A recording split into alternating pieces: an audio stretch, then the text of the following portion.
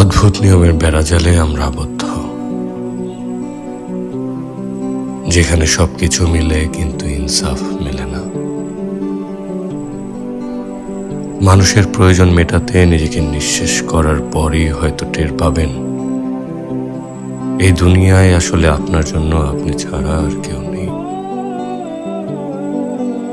তাই দেরি না করে সময় থাকতে নিজেকে সময় দিন,